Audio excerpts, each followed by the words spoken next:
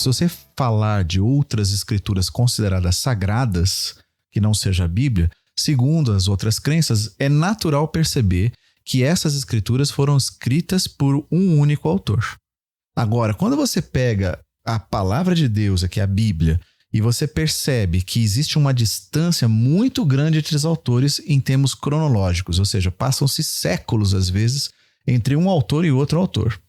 Eles não estão combinando coisas, mesmo que se dissesse, ok, um autor já sabia o que estava escrito lá, então ele só fez uma melhoria, ou ele fez um acréscimo, ou ele falou a mesma coisa. Não.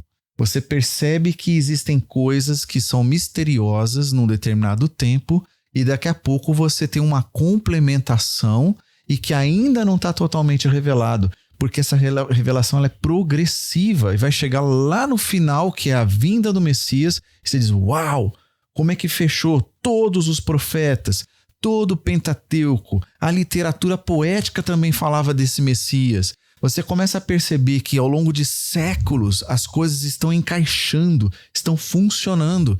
Então é exatamente esse aspecto. Não é produzido por uma intenção humana. Se fosse, não ia conseguir fazer a história Não teria fechar. como. Como é que eu vou controlar uma história que vai acontecer daqui 600 anos? E como é que você pode falar numa linguagem que, de certa maneira, é misteriosa no teu tempo, no meu tempo também ainda tem mistério, mas que no final, quem vê a revelação do que vai acontecer, olha para mim, olha para ela que escreveu em tempos diferentes e diz, uau, tava tudo detalhado aqui. Então você vê que não é... Os caras nem combinaram. E não tem como você fazer com saltos tão grandes de tempo. E aí você percebe que realmente foi produzida, que o grande autor da Bíblia é o próprio Deus. E é isso que Pedro está falando. O apóstolo ele diz, quando a gente viu a revelação, a gente começa a entender todas as coisas que estavam escritas no passado. Porque nem o pessoal do passado entendia tudo o que estava dizendo. Porque estava dizendo por revelação. Então eles estavam como se fosse um canal de comunicação. Eles eram o quê? A boca de Deus para aquele tempo, para dizer algo do futuro que ninguém entende muito bem, mas era para confiar, porque logo ia ser revelado. Isso é muito legal na parte da profecia, né? Por exemplo, um texto que é maravilhoso, de Isaías 53. O Isaías, ele estava profetizando para uma situação específica do povo daquela época. Sim. E quando a gente lê, ele é ipsilíteris, assim, no sentido da vida do Cristo no Novo Testamento. Exatamente. Do que aconteceu, né? Numa distância de séculos, para uma previsão do futuro que, assim, é espantoso, né? Uhum. E como que... não, então Jesus conhecia aquela profecia, então ele provocou o cumprimento dela. Como que ele ia provocar aquilo? Isso passa na cabeça de muita gente, inclusive de pessoas que contestam isso daqui como um texto sagrado. Uhum. Agora, a primeira coisa que a gente tem que pensar, antes de mais nada, ele está fazendo o quê? Ele está vivenciando a própria destruição, a própria morte, porque ele veio como Messias, ele veio com um objetivo. Ele veio justamente redimir todas as coisas através da sua morte. A postura dele é uma postura do Adão primeiro. Ele está assumindo o lugar de Adão, que tinha uma promessa de Deus que se ele comesse o fruto do conhecimento do bem e do mal, ele iria morrer. Então Adão tinha uma dívida para pagar. E nós éramos herdeiros da dívida também. Sim. Então o que acontece? Agora ele vem assumir essa posição. Então se isso daí foi planejado por Jesus... Não, ele já tinha que planejar até antes do nascimento, né? Porque os pais dele não moravam em Belém, tiveram que ir para lá e ele nasceu lá. Então, ou seja... Primeiro tinha que começar com a grande coincidência e depois ele planejar... Deus, né? Se ele não fosse. Nós sabemos que ele é Deus e como Deus ele planejou que fosse assim. Mas se ele não fosse Deus... Em cima disso ainda ele teria que fazer o planejamento da própria morte e atrair um monte de gente que não está entendendo muita coisa, mas que vai ser arrastado por um confronto entre os grandes líderes e um império.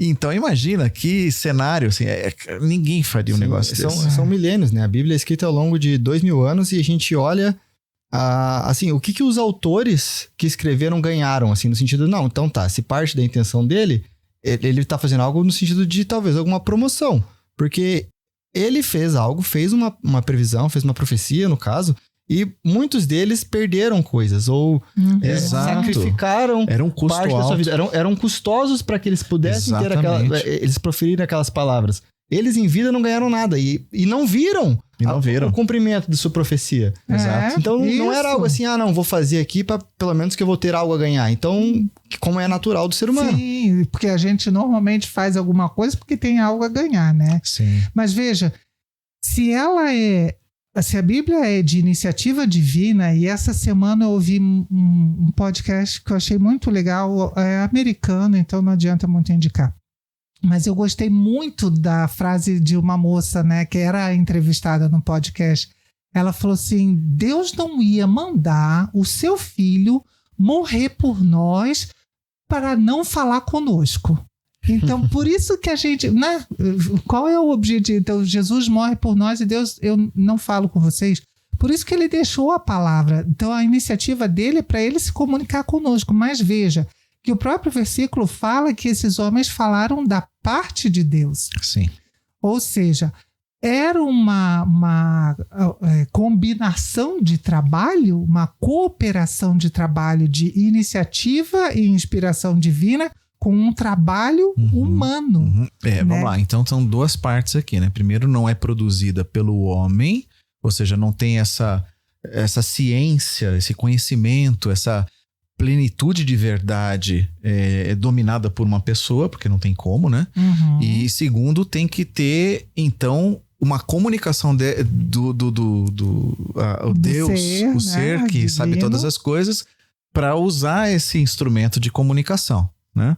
Então tem que ter as duas coisas, são muito importantes. É isso que Pedro está falando, né? E é interessante porque aí cada um tem o seu estilo. Você pode ver que a gente vê a tradução, e às vezes na tradução você perde um pouco essa questão de estilos. Mas o estilo de Asaf escrever um salmo não é igual ao estilo de Davi escrever um salmo. Moisés escreveu um salmo e o estilo dele não é igual ao de Salomão, por exemplo. Sim. Então aí a gente vê que Deus não apagou a personalidade humana do agente humano que ele usou para que a palavra dele fosse registrada. Né? Só para deixar claro para o pessoal que pode de repente questionar e duvidar dessa posição, porque vai ter gente que vai dizer não é isso não. O negócio é ditado por Deus. Mas isso a gente já vai falar. Mas deixa eu só mostrar essa realidade que nós estamos tratando. Se você pegar, por exemplo, na própria cultura, distanciamento de 400 anos, porque você faz uma virada de página lá, por exemplo, de Gênesis para Êxodo, você tem 400 anos de história que não foi registrado. Então você tem uma mudança de estilo de sociedade e até na própria língua, costumes e tudo mais. Então, embora o autor é o mesmo, né? Você diz o autor Deus. De Gênesis e do Gênesis. Sim. Mas nesse trecho, agora vamos falar um pouco mais para frente. Você pega a literatura profética, quando ela encerra, quando começa o Novo Testamento, caramba, são 400 anos de novo. Então você tem uma cultura diferente, uma linguagem diferente, inclusive o Antigo Testamento escrito numa língua, o Novo Testamento escrito na outra. Você não encontra coisas do Novo Testamento no Antigo.